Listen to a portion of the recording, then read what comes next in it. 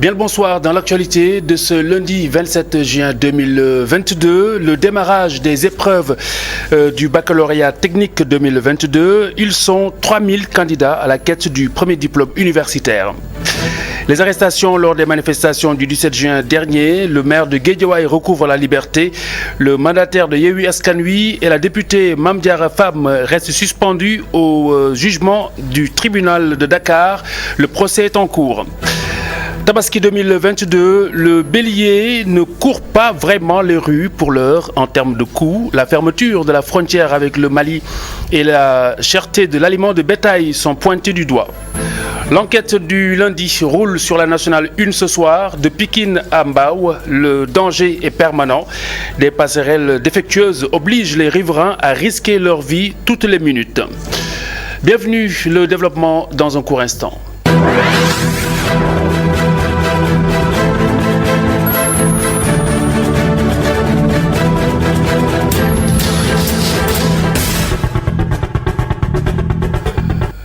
Arrestation des manifestants du 17 juin dernier. Le maire de Guédiawaye recouvre la liberté avec ses co-prévenus, Ahmed Aïdara, et les autres manifestants ont écopé d'une peine d'1 mois de prison avec sursis. Le réquisitoire du parquet appelé de ses voeux la peine de 6 mois, dont 1 ferme. Et puis au tribunal de Dakar, le procureur a requis 1 an de prison, dont 6 fermes contre Déthié Fall et Mame Diarra Fam, également poursuivi pour participation à une manifestation interdite et provocation d'un attroupement armé. Les 2 responsables de Yewwi Askan Wi sont jugés avec 84 autres personnes pour les mêmes chefs d'inculpation.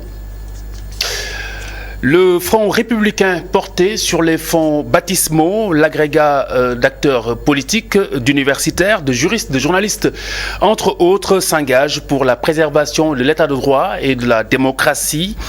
Une déclaration commune intitulée « Au nom de la République et de la démocratie » a été publiée dimanche. Voici l'un des signataires de ce document, Elhadji Momar Samb. Il est le secrétaire général du RTAS. Il était l'invité de Kenno Askan Wi de cet après-midi avec El Hadj Malick Cissé. Nous sommes des citoyens qui appartenons à des partis politiques différents et même des gens qui ne sont pas cartés, qui ne sont dans aucun parti politique. Et nous avons jugé aujourd'hui nécessaire. C'est pour nous une exigence fondamentale de faire un appel, d'appeler à la constitution d'un front républicain pour défendre la République et ses valeurs, pour défendre la démocratie. Parce qu'on ne peut pas comprendre dans un pays, avec ses règles, dans un processus électoral, avec ses règles et les lois qui l'organisent, qu'on en arrive à une situation où, sur 8 listes sélectionnées, une liste décide qu'il n'y aura pas d'élection. 2, que lui, par la violence, elle va prendre le pouvoir au prix de vies humaines, et particulièrement de jeunes vies, au prix de la destruction de notre pays. Pour nous, c'est installer le chaos et violer tout ce qui organise la citoyenneté, le vivre ensemble et la paix et la stabilité. Et nous pensons que c'est inadmissible. Voilà un devoir citoyen, un devoir républicain, un devoir patriotique pour tous Sénégalais, de dire ceci ne doit pas se faire, ceci ne doit pas être admis. Quand on entre dans un tel projet, on entre dans un projet de mettre en chaos notre pays, surtout au moment où, après les découvertes de gaz et de pétrole, on organise la société de sorte qu'elle puisse aller dans le sens de mieux profiter, n'est-ce pas, de ses ressources. Le report des élections législatives justement au mois d'octobre prochain, c'est ce que préconise plutôt le secrétaire national des structures du grand parti, Malick Gueye, qui milite pour parler entre les acteurs politiques, les acteurs de la scène politique. Par ailleurs, le député qui déplore à ses yeux la fragilité de l'immunité parlementaire au Sénégal. La synthèse de son entretien avec Migui Maram Ndiaye ce matin à Tok Tok Sénégal, la matinale d'ITV. C'est une situation politique tendue au Sénégal, une période d'incertitude pour bon nombre de Sénégalais. Une seule solution s'impose à l'heure actuelle selon le secrétaire national des structures du grand parti, le report des élections.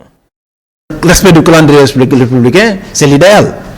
Mais quand on est dans un contexte où la paix civile, la stabilité du pays,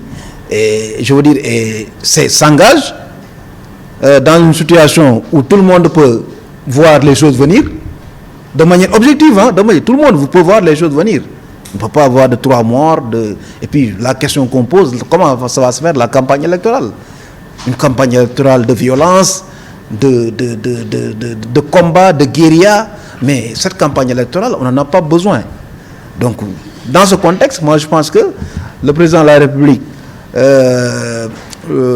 pourrait, avec l'intermédiation qui se fait au niveau de la société civile, penser à trouver un accord d'une élection inclusive qu'on pourrait faire au mois d'octobre. Cet appel sera-t-il entendu par les acteurs politiques? Pour le moment, c'est un dialogue de sourds, regrette le député qui interpelle le président de la République. Ces arrestations ne devaient pas arriver. Parce que arrêter des députés, des maires, sans informer l'Assemblée nationale, arrêter un maire qui est magistrat de sa ville alors qu'il se rendrait au marché en caravane, bien sûr, qui n'est pas interdite. Donc ça aussi, on ne peut pas le justifier. Des parlementaires interpellés, une situation devenue récurrente. Le député Malick Gueye propose des réformes en ce qui concerne la question de l'immunité parlementaire. Et je pense que la fragilité de l'immunité parlementaire devient de plus en plus visible. Donc on n'a pas besoin d'une immunité où les Sénégalais vont voir que c'est une protection pour entrer dans une situation qui favorise le député. Mais il faut quand même penser à donner toutes les informations à l'Assemblée nationale après l'instruction. Pour que l'Assemblée nationale puisse, après l'instruction, faire ses enquêtes pour voir est-ce que, on doit livrer le député. À la fin de sa mission, le secrétaire national des structures du Grand Parti ne va pas retourner à l'hémicycle. Il n'a pas été investi par la coalition Yewwi Askan Wi. Son parti risque aussi de se retrouver sans aucun représentant à l'Assemblée nationale. Ils sont plus de 3000 candidats à l'assaut du baccalauréat technique 2022, bac technique toutes séries confondues. Le lycée Maurice Delafosse de Dakar abrite l'un des plus grands centres avec 302 candidats et 12 salles de classe sur place, ou salles d'examen plutôt. Sur place, le jury est plutôt satisfait du démarrage. Un reportage de Seydina Mbaye et Amadou Bari. Sérénité et concentration dans cette salle située à l'aile gauche en premier étage du lycée technique Maurice Delafosse. Au total, ils sont 25 candidats qui se penchent sur l'économie, première épreuve du bac technique de l'année. Ce candidat est le premier à rendre sa copie. C'était un peu difficile, confie-t-il, mais il espère avoir fait une bonne entame de l'examen. C'était un peu difficile, mais je pense qu'on va réviser le philo et puis me préparer pour l'après-midi. Le jeune qui aspire à devenir entrepreneur ne se sent pas dépaysé. Depuis 7 ans, il fréquente cet établissement bien particulier. C'est bien et puis c'est calme. Du coup, on n'est pas dérangé, c'est l'essentiel. Les dispositions ont été prises pour un bon déroulement des épreuves, indique le président du jury, très sollicité ce matin. Alors, pour le moment, tout se passe bien. Donc, on a 302 candidats. Et donc, parmi ces 302 candidats, nous avons 190 filles et 112 garçons. Nous avons aussi noté quelques absences. Donc, il y a 8 absents au total, dont 5 filles et 3 garçons. Premier constat du jury et premier challenge, c'est le balai incessant de candidats, 1 heure à peine après le démarrage de l'épreuve. Mais l'enseignant à l'université Gaston Berger de Saint-Louis reste plutôt indulgent. Ça peut être lié à beaucoup de facteurs, parmi lesquels le stress. Parce que vous savez que le bac c'est un examen qui est très stressant pour certains candidats. Mais bon, on a pris des dispositions pour quand même que les candidats fassent l'examen dans de bonnes conditions. Mais aussi parce que comme on est sur deux niveaux, donc c'est pour éviter aussi des va-et-vient. Parce que si chaque 30 minutes il y a un candidat qui sort, il doit être accompagné, etc. Donc ça peut créer quand même un petit chamboulement. Donc je leur ai suggéré de prendre leurs dispositions avant de commencer les épreuves. Comme ça, ils seront à l'aise, aussi les surveillants seront à l'aise. Question, en quoi le bac technique est-il différent du baccalauréat général prévu en 20 juillet? En fait, le bac technique ne dépend pas du ministère, en fait plutôt, c'est les élèves qui viennent du ministère de l'enseignement technique Alors que le bac général, ce sont des élèves qui viennent du ministère de l'Éducation nationale. Donc il y a une différence entre ces deux bacs-là. Entre autres mesures prises par le jury, l'usage du téléphone portable est strictement interdit dans les centres. Interdiction formelle de communiquer entre candidats. Justement, Amadou Barry, le ministre de l'Emploi, de la formation professionnelle, de l'apprentissage et de l'insertion, se réjouit du bon déroulement de l'examen. Dame Diop a visité ce matin un certain centre à l'occasion donc de cette visite de terrain. Il en a profité pour aborder quelques points de la réforme à venir. Écoutez-le. Je voudrais donc me réjouir de ce démarrage effectif, comme j'ai dit, de ce baccalauréat technique 2022. Où nous avons constaté une présence de 3252 candidats du bac technique pour cette année. Je disais à M. le directeur de l'office du bac que ce n'est pas beaucoup comparativement à l'effectif total sur le bac général qui est environ de plus de 150 000 candidats. Ce qui fait un pourcentage d'à peu près 2,2%. Nous avons encore beaucoup de travail à faire pour intéresser le maximum de jeunes vers la formation professionnelle et l'enseignement technique. C'est la raison pour laquelle nous avons entamé beaucoup de réformes dans l'enseignement technique et la formation professionnelle. Vous avez pu constater que le bac G est en extinction complète. Nous parlons maintenant de sciences et techniques de l'économie et de gestion. Vous allez comprendre aussi que nous allons éteindre aussi les séries T1 et T2 pour parler de STI 2D, sciences et techniques industrielles de développement durable. Toutes ces réformes, c'est pour encore mieux ajuster l'offre de formation pour permettre aux apprenants de l'enseignement technique d'avoir non seulement des aptitudes pour entrer dans le marché du travail tout de suite, mais aussi et surtout d'avoir des aptitudes pour aller faire de l'enseignement supérieur technique. Service d'urgence hospitalier, 6 personnes sur 10 se disent insatisfaites. 88% de l'échantillon n'ont pas connaissance justement du service de l'assistance médicale des urgences. C'est ce qui ressort de l'étude de la perception des populations sur la prise en charge des urgences préhospitalières au niveau communautaire. Précisément, l'étude s'est intéressée au département de Saint-Louis, Dagana, Kolda, Fatick, Foundiougne et Gossas. Astumbaï Adamassar. Au Sénégal, la question de la prise en charge des urgences préhospitalières au niveau communautaire est une problématique importante. Selon le directeur exécutif de Psychodev Afrique, beaucoup d'insuffisances sont notées.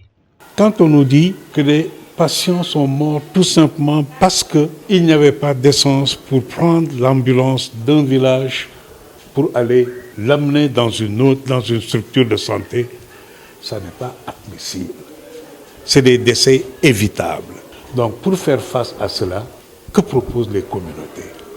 Et que la société civile puisse prendre en charge ces propositions de la communauté et les porter devant les techniciens, les professionnels de la santé, les décideurs politiques, les décideurs économiques, et dire ensemble, pouvons-nous aller vers des solutions que nous allons tous considérer comme nos solutions parce qu'on s'en est approprié. À cela s'ajoute le coût élevé des prestations au niveau des urgences. Selon une étude, les montants varient entre 240 000 et 400 000 francs CFA. Aujourd'hui, l'étude a montré que près de 88% des personnes interrogées ne connaissent pas le SAMI. Alors qu'en fait, le SAMI constitue le premier service en cas de recours en tant que de situation d'urgence. Donc je pense que c'est une situation qu'il faut voir comment poser sur la table et comment corriger cela. L'étude aussi a révélé que le coût des prestations est extrêmement cher. Et 63 personnes considèrent en fait que le paiement qui a été fait au niveau de ces centres d'urgence est très cher. Si on revenait sur les montants, c'est plus de entre 240 000 et 400 000. Et en général, souvent, si se passe que le malade décède, vous imaginez les conséquences en fait pour ces familles qui sont souvent très démunies et qui ne sont couvertes par aucun système de protection sociale. Je voulais aussi insister sur un dernier résultat qui est frappant. En fait, si on prenait en fait 10 personnes, les 6 sont insatisfaits des services qui leur sont proposés au niveau des services et des unités d'accueil. L'étude de la perception des populations sur la prise en charge des urgences préhospitalières au niveau communautaire a été menée dans les départements de Saint-Louis, Dagana, Kaolack, Fatick, Foundiougne et Gossas.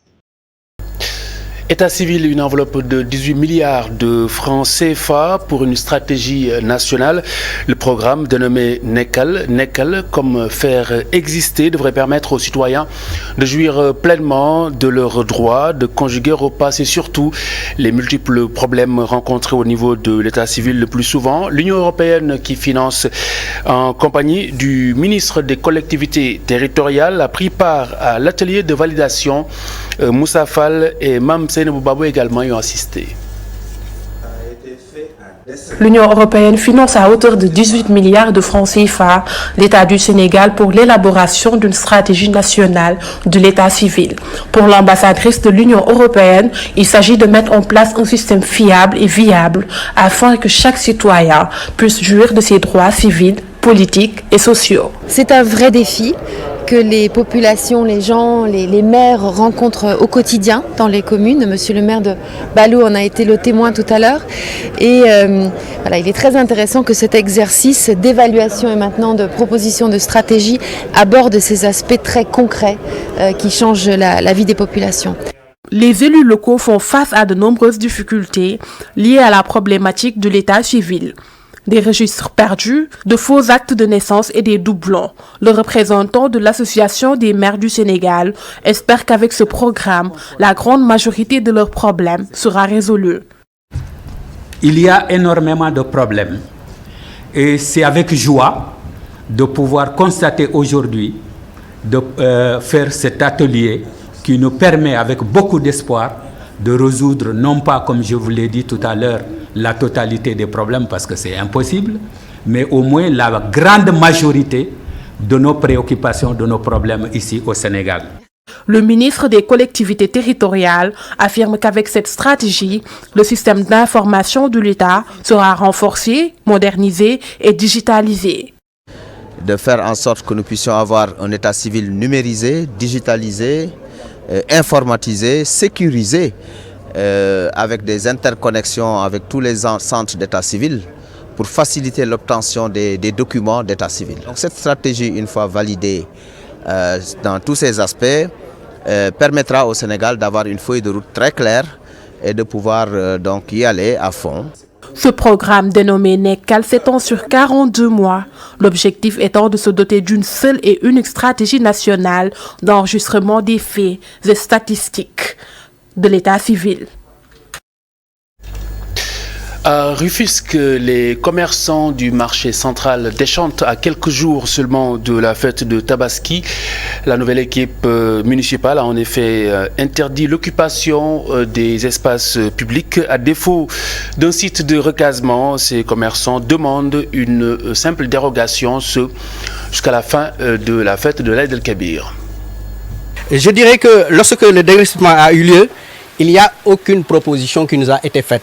Une proposition substantielle.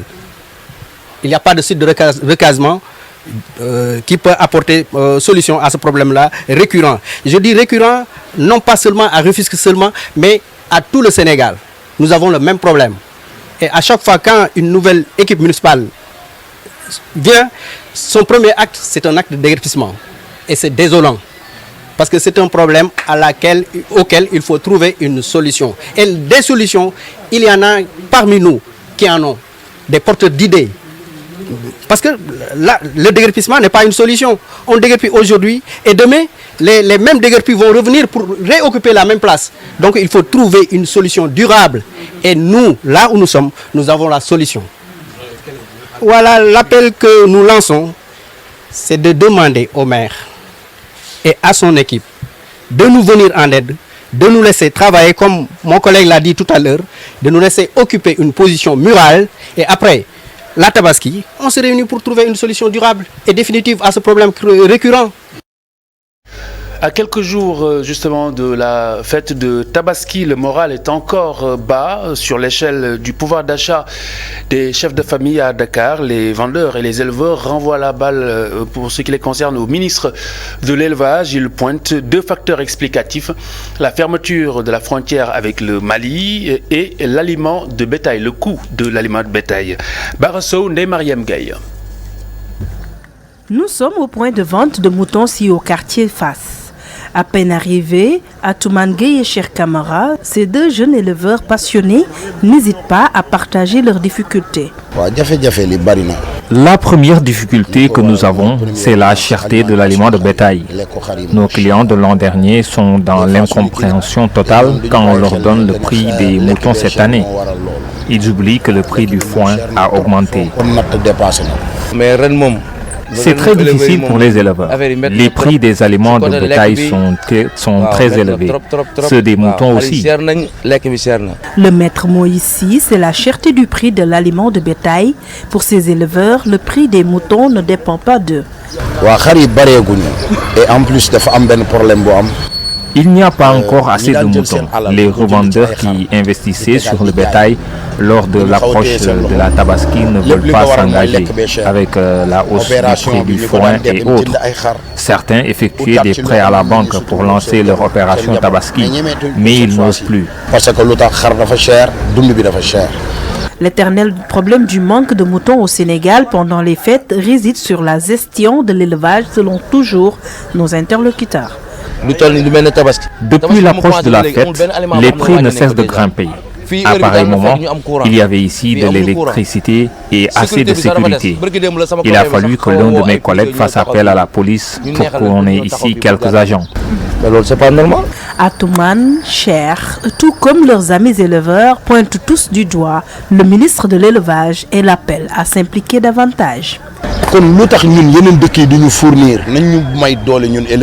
Si on nous soutient, on n'aura plus besoin de convoyer des moutons des autres pays. Nous aurons de l'autosuffisance. Mais là, ces vendeurs viennent de leur pays pour écouler leurs moutons.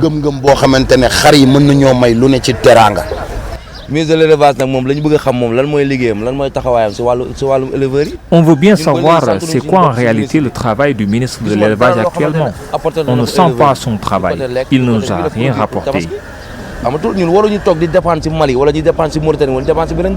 La fête de l'Aïd el-Kabir avance à grands pas, la bête se fait rare, les éleveurs sont perplexes et les populations optimistes pour avoir un mouton à sacrifier. Agriculture à présent, l'État du Sénégal a injecté plus de 70 milliards de francs CFA dans le secteur cette année 2022. Le directeur de l'élevage qui l'indique souligne que l'engrais a eu la part belle, ce qui fait dire à Oumar Sané que le secteur est en plein essor. Écoutez-le. Oui, je pense qu'au niveau de l'agriculture, il y a beaucoup d'efforts que le gouvernement a fait cette année. Je pense que depuis on n'a jamais vu un programme agricole qui coûte plus de 70 milliards. C'est la première fois. On a vu aussi donc, des mesures exceptionnelles d'accompagnement en termes de motorisation de notre agriculture.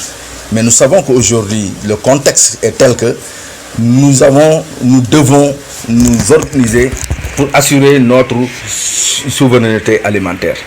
Parce qu'on ne peut pas toujours dépendre de l'extérieur. Et le contexte qu'on est en train de vivre nous montre que nous devons prendre les devants pour que vraiment sécuriser notre propre approvisionnement en termes de sécurité alimentaire. C'est pour ça que cette année, nous avons un programme spécial pour accompagner la filière maïs. Il y a aussi le blé qu'on est en train d'introduire pour permettre vraiment donc, au Sénégal aussi d'avoir une certaine... Et un important programme national de développement des cultures céréalières sur le mil, le riz, donc le sorgho, le maïs et le feuillet.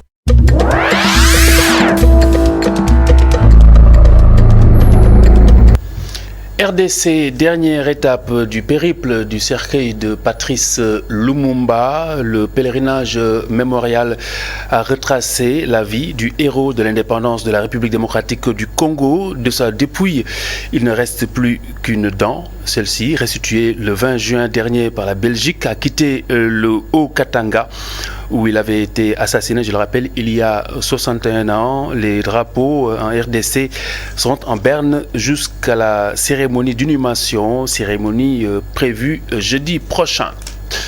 Sommet du G7, faire le maximum pour mettre fin à la guerre d'ici fin 2022. Le président ukrainien a ainsi exhorté les chefs d'État et de gouvernement à œuvrer pour mettre un terme à cette guerre qui ravage son pays. Dans son intervention par visioconférence, Volodymyr Zelensky a par ailleurs invité les 7 à intensifier les sanctions contre Moscou. Il a rappelé la rudesse de l'hiver en Ukraine où, dit-il, il est difficile de se battre. Les dirigeants ont convenu au premier jour déjà du sommet dimanche de durcir les sanctions en visant tout particulièrement l'industrie de défense.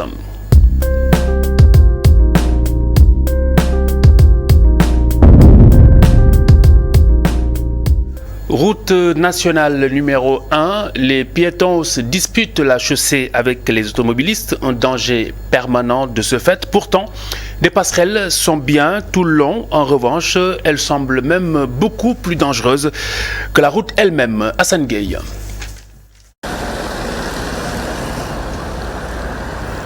Les scènes qui ont cours sur la route nationale blessent les yeux et glacent le sang.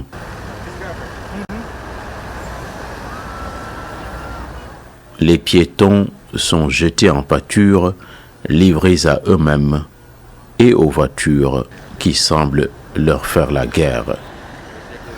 De jour comme de nuit, d'autant que les candélabres gisent sur le sol et sont hors service, de graves accidents sont régulièrement enregistrés sur cette nationale entre Sips, Guinaw Rail et Keur Mbaye Fall, en dépassant Thiaroye, Diamaguène, Tivaouane Diacksao, Mbao. Densément habités, les faubourgs proches sont exposés aux dangers en permanence. La souffrance des riverains et usagers piétons s'en trouve décuplée quand s'y ajoute la désorganisation des transports en commun et les nombreuses difficultés liées à la mobilité. Les lamentations sont les mêmes chez ceux à qui on tend un micro. Ce spectacle, en dehors du monde civilisé, est symptomatique du peu d'intérêt attaché à la valeur de la vie humaine. La consternation trahit une certaine forme d'impuissance. On assiste à des accidents mortels, ils sont affreux quand ça survient. C'est terrible ce qu'on voit ici. L'an passé, un camion s'est encastré dans des magasins et a fait des morts. Récemment, une tragédie similaire s'est produite aux horreurs. Les cœurs bondissent dans les poitrines. Le danger est présent à tous les niveaux. Les passerelles inadaptées, érigées ici ou là par les ingénieurs, n'inspirent confiance qu'à peu de monde. En dehors de la silhouette métallique de l'ouvrage de Keur Mbaye Fall, dont on fait usage bien que chancelant, les 6 autres sont désaffectés, abandonnés. La saleté et les détritus qu'on y jette en font de vieilles reliques oubliées. Il y a un cordon sanitaire. Un matelas d'insuffisance et de malfaçon traverse donc les routes sénégalaises. La détresse se généralise. La marche est trop haute. En plus, l'ouvrage tremblote. À ce qu'il paraît, ce n'est pas solide. Il faut avoir le cœur bien accroché. Souvent, on nous dit que les Sénégalais n'ont pas l'habitude d'utiliser les passerelles. Ça, c'est une réalité. Si vous avez une passerelle qui est à 2 km, ce n'est pas encourageant d'un point à l'autre. Pour que les gens puissent prendre les passerelles, il faudrait qu'ils soient accessibles. C'est-à-dire qu'ils ne soient pas distants de plus d'1 kilomètre. Il y a ça, mais aussi, il y a le fait aussi de construire des passerelles qui sont vraiment confortables et sûres, des passerelles couvertes, où vous ne pouvez même pas voir le bas de la route. Vous ne pouvez pas jeter quelque chose. Ça, c'est des passerelles sécurisées. Quand on a donc si peu d'écart par rapport à la vie humaine, il ne faut pas s'étonner du traitement atroce infligé à l'animal. Les larmes du cheval arrosent le bitume. Chacun fait la politique de l'autruche. Le nouveau code de la route, du reste, propose un conseil supérieur de la sécurité et de l'éducation routière. Face au laisser-aller, il aura beaucoup de crin à moudre. Le danger est omniprésent. Les voitures roulent à vive allure. Les gens traversent à tout moment. Les scooters sont comme des sauterelles. Le danger est partout.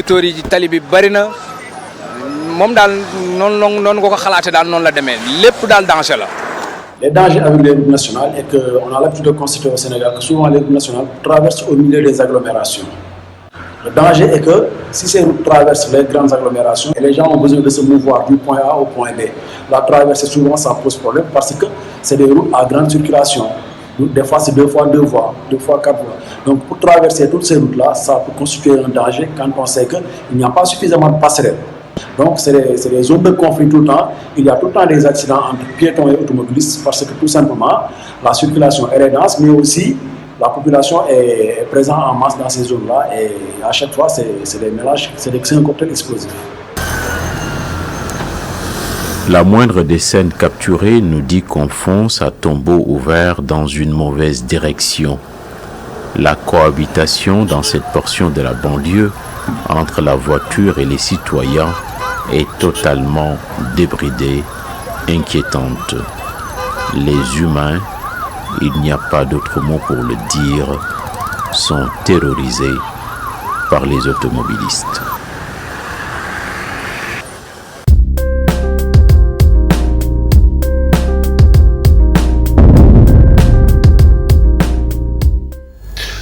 C'est la fin de cette édition, merci de l'avoir suivi. Dans quelques instants, vous retrouvez plutôt Modou Mbakeignan pour la suite de Total Bloc d'information. Et puis Sounou Tabaski juste derrière. Et pour la fin de soirée, vous serez en compagnie de Arène Sénégalaise, votre rendez-vous hebdomadaire avec la lutte sénégalaise. Demain et le reste de la semaine, vous retrouvez Adama Anouchkaba. Excellente soirée sur ITV. Au revoir.